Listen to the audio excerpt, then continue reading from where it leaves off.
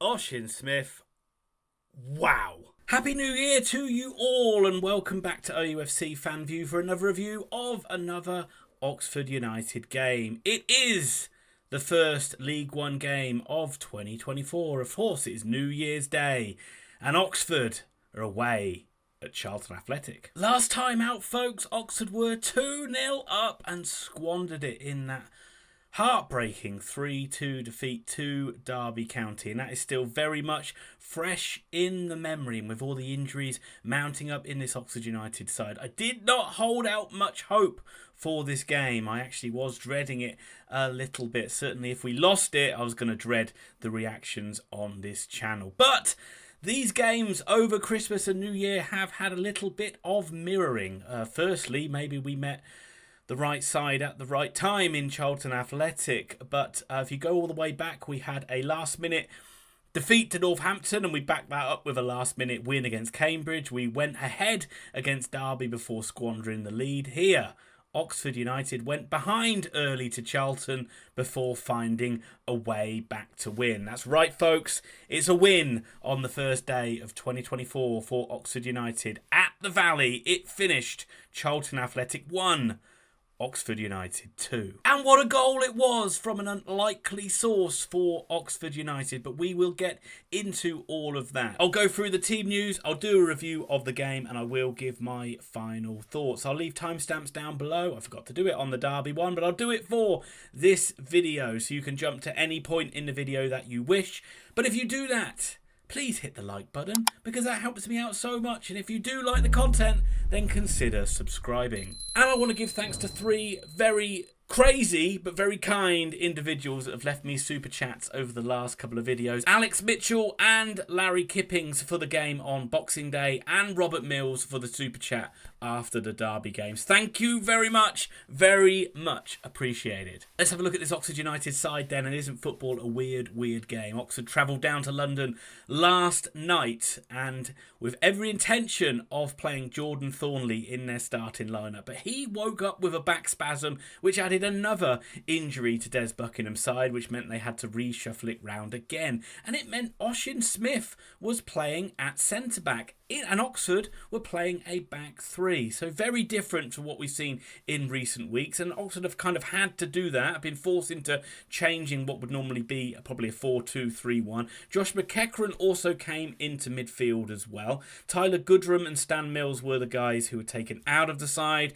Both of them went down with injuries against Derby. Goodrum looks a much more serious one than Mills because Mills was still able to make the bench. And on the bench as well was Billy Bowden. Good to see him back from injury. And weird to see Max Waltman's name. Haven't seen much of him at all in an Oxford United shirt. That might even be the first time he's named on the bench in the league, but he's obviously on there because of Jordan Thornley's injury. So Waltman on the bench today. And let's have a look at this Charlton Athletic side then. It's a Charlton side who are in pretty poor form, and they started today's game in 12th place, and it's been a really tough season for the Addicks and their fans. They've never really got going this season at all, and that's despite recruiting quite well in the summer. I actually thought Charlton were going to have a really good season, and if you look at my League One predictions, I actually had Charlton finishing in second place in the league. They've made a managerial change as well.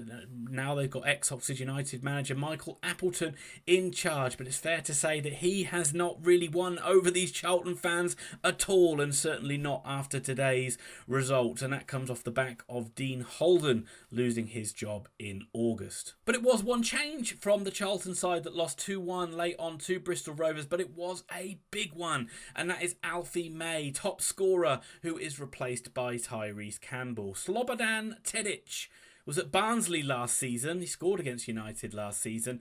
He was not in the squad as well. He's thought to have gone back from his loan back to Man City. He's the sort of player Oxford could really do with up top. But they've still got a dangerous lineup.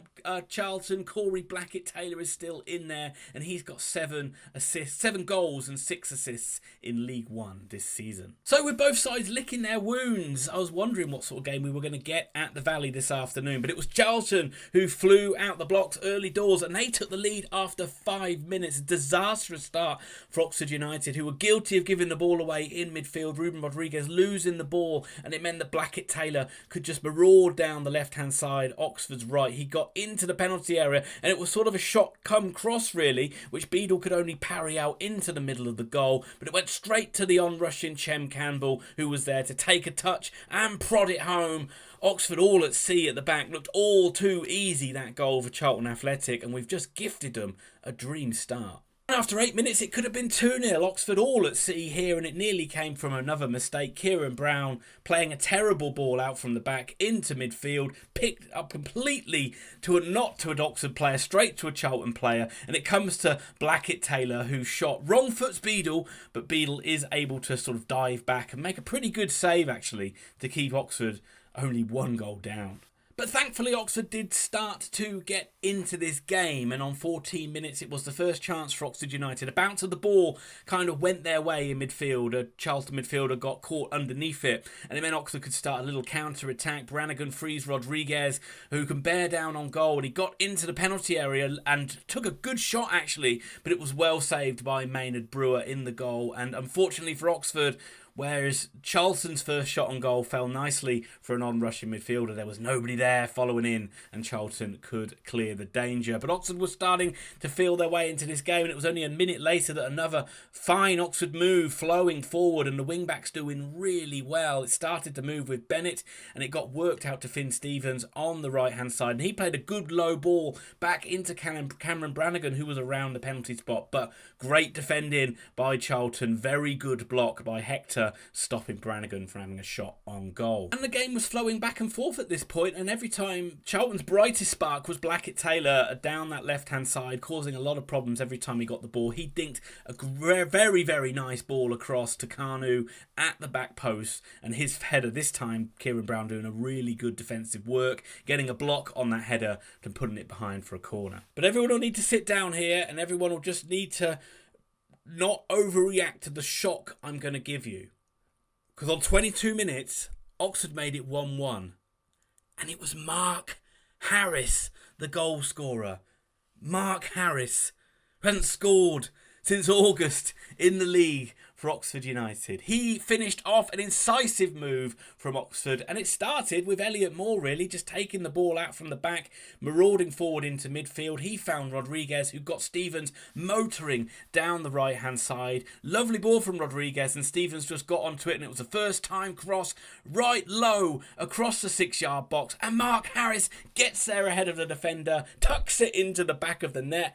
Oh my God, Harris has scored. Whilst there were chances in this game, I have to just say this game was played at quite a slow tempo for large periods. Charlton were quite happy to just let Oxford pass the ball around with a lot of comfort in their defence and in their midfield, and there were times where Oxford were just happy to let Charlton have the ball, and I think that's kind of maybe the amount of games that the players have played over the Christmas period that was just catching up to them. But there were chances, and there were a couple more that happened on the half-hour mark, and a chance for either side. Harris winning the ball back in a very dangerous area on the edge of the Charlton box, and it created a chance for Brannigan, but again, it was another fantastic block, just like the one we saw about 20 minutes earlier in the game. Brannigan denied by a fine block, this time by Watson, but then another mistake by Kieran Brown, of some good for Brown, some bad, and this time he just sort of trod on the ball or stumbled over his own feet, and it left Tyrese Campbell in acres of space, and he got towards the edge of the penalty area, chanced his arm, tried a shot. Luckily for United, it was wayward. So half-time, we were 1-1, and two sides kind of lacking a little bit of confidence, you would say, and there was some good, there was some bad. It wasn't a great turnout of crowd at the Valley as well, and all of it just felt a little bit low-key for what wasn't a low-key game at all. Both sides really needed the victory, and as I said, it was played at quite a slow pace. But Oxford did respond well to going down early, and Mark Harris, wonderful that he gets on the score sheet. Blackett-Taylor looking dangerous for Charlton every time he got on the ball, and Dobson having a fine game, really controlling things in midfield. Oxford looking at their best when they did actually move the ball quickly. We've said that a number of times about Oxford this season, that when they do go from ponderous and step it up, they do kind of get in behind teams quite easily, and the wing-backs were causing a lot of problems at times, both Bennett and Stevens having pretty good games. But both sides will be content with 1-1 at the break, and it will be interesting to see which way this one will go. Just like in the first half, Charlton came out the stronger side at the start of the second half, but this time they just could not get that goal. But they did have a couple of chances in the first 10 to 15 minutes of the half, and it was the Campbell to Campbell show on both occasions. Tyrese Campbell with a fine ball into the middle of the goal, and it was a good run by Chem Campbell. He was in between the centre-backs. It was a very, very good attempt to get a good purposeful header on goal, but he made a mess of it and it went harmlessly wide. And then it was the opposite way round. Osin Smyth giving the ball away in a very poor area, and it was Chem Campbell who played it to Tyrese Campbell on the left-hand side. But it was a combination this time of Kieran Brown and James Beadle. I think it might have been Beadle who made the save, actually, and they got it behind for a corner. But Tyrese Campbell particularly, he was causing Oxford more problems in the second half, and the threat from Blackett-Taylor kind of faded away. And from about 60 minutes onwards, it was really Oxford who started to look the more purposeful in this game. They started to get more of the ball, and they started to cause Charlton some problems and show a bit more attacking intent. A couple of decent crosses from the wing backs, from Bennett, from Stevens. There was a decent head chance for Harris, actually, a ball that found him at the back post, and he's tried to guide a header back into the middle, and it's just looped off his head and safely into the keeper's arms. But the good spell from Oxford continued, and on 65 minutes some lovely raking balls from Cameron Brannigan out to Finn Stevens on the right hand side, and Stevens was just hitting them first time. The first one across the 6-yard box, repelled by Charlton. The second time he finds Rodriguez on the edge of the box, but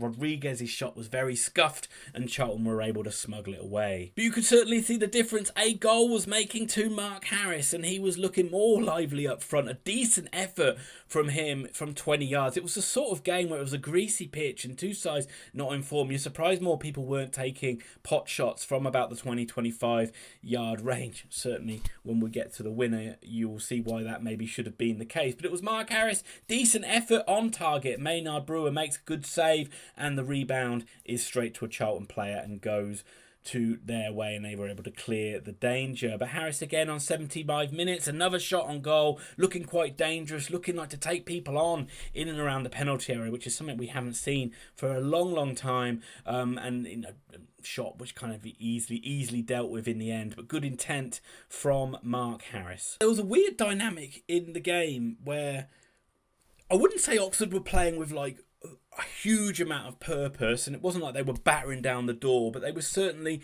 in control in terms of possession, and it was almost like they were playing like the home side and Charlton were playing like the away side, because Charlton were very much limited to just trying to see if they could hit something on the break. And we've seen this from Oxford United before, where they struggle a side down, to break a side down and create a huge amount of chances, and we needed something special, and it was another OMG moment on 85 minutes. Osin Smyth, who had him down as the match winner, shouldn't have even been in the team today. But remember, he's not really a defender. He can play there, but he's more of a midfielder. So he's got the skills in his locker. He gets about 35 yards out. There's no one around him, and he thinks, why not? And I tell you what, he has whacked it into the goal. A superb strike, a wonder goal out of absolutely nothing. Oxford really needed it. That was kind of what you felt the only way we were going to break down Charlton and get that second goal was something special. And Osin Smyth providing it. Wow, what a day. Mark Harris scores, Osin Smyth a blinder. Oxford seemingly gonna win this game now and put to bed that disappointing defeat we had against Derby. Charlton so passive in the game. They did go for it a little bit, but they never looked like scoring. The crowd was just very restless on their back. Every single mistake was getting booed out of the building. They had a couple of corners. They made a mess of it. I don't think they really forced Oxford into too much where they were worried. I mean, we've been so bad from set pieces lately that you were worried about every single ball that goes into the box. But I felt Oxford dealt with it well today. They didn't really force Beadle into a save. And as I said, we've kind of mirrored the result from the other day against Derby, where we went up early, lost it. Charlton went up early. Oxford have come back to win for the first time away from home under Des Buckingham. Another fine come from behind victory for Oxford United. Huge boos. And you wonder how much longer Michael Appleton's got left in charge of Charlton Athletic. But a great win for Oxford.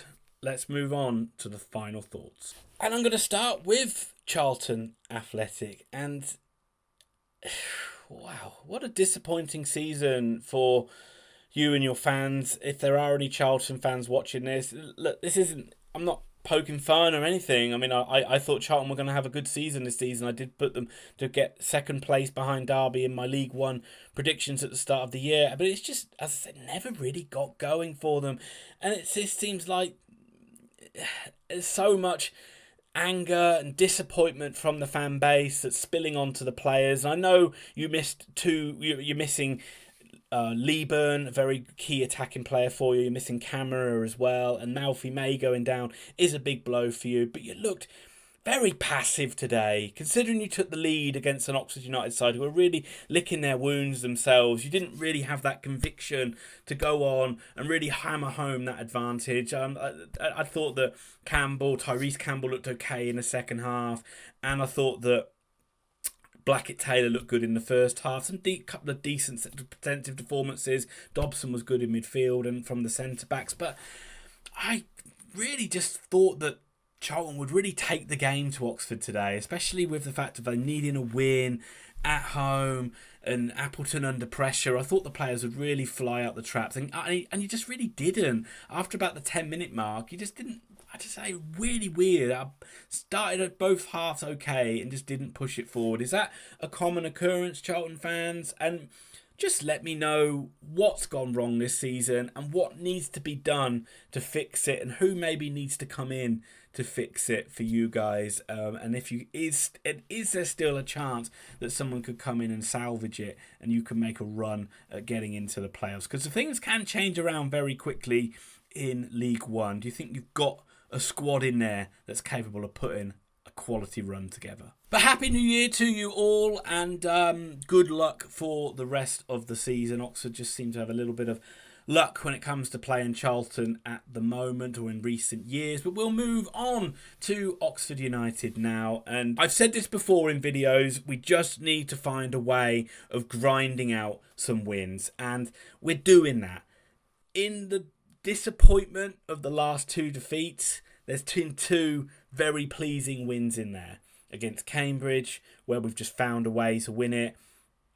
And today against Charlton, where we're really struggling with the numbers. We've had to try a different shape, different formation, different personnel, some square pegs in round holes, and we found a way to win. And that Des Buckingham must be so happy with the determination that the side showed today, that we've finally rewarded a good away showing with a victory. It doesn't hide any flaws in the side, and it doesn't paper over any holes in the squad as well. We still know where we need to strengthen, and we still know that we need bodies in the door, and we don't know which ones of these loan players are going to be going back. We might be losing Stevens, we might be losing Beadle, probably not going to see Edwards play again in an Oxford shirt, and you'd imagine that Sonny Perkins is probably gone back to Leeds already. But so yeah, let's park that for now. Let's just talk about a very pleasing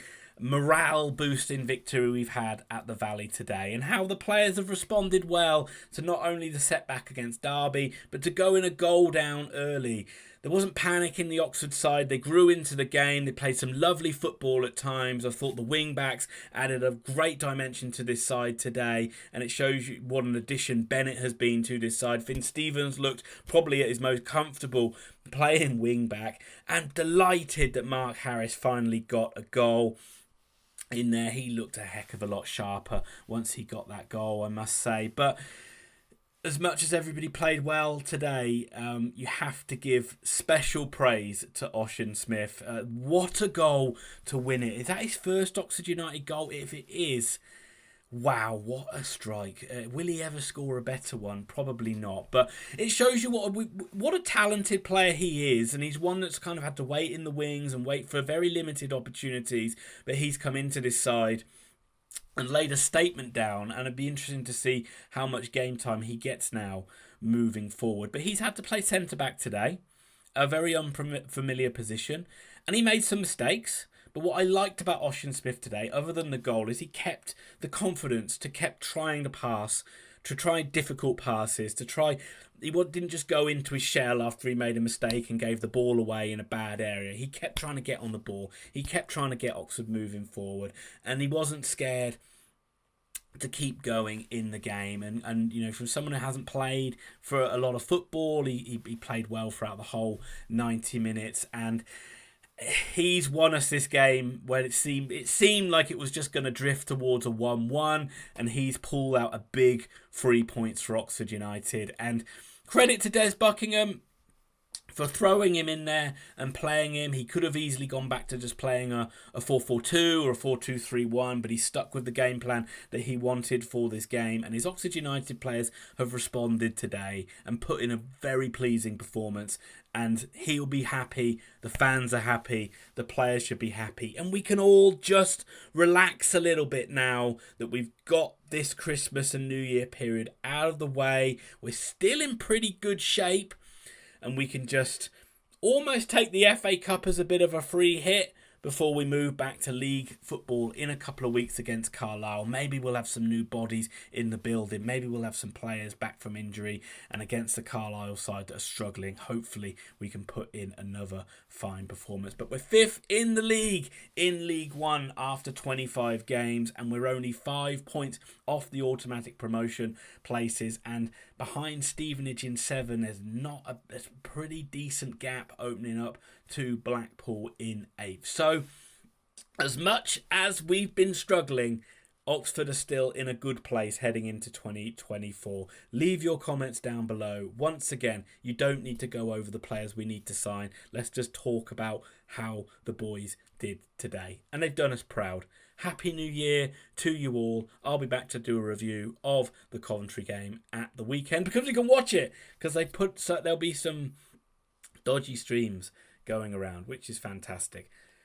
Once again, thanks for everybody that comments. Thanks for the likes. Thanks for the subscribers. Happy New Year. Hope 2024 is going to be a good one. And I'll see you soon.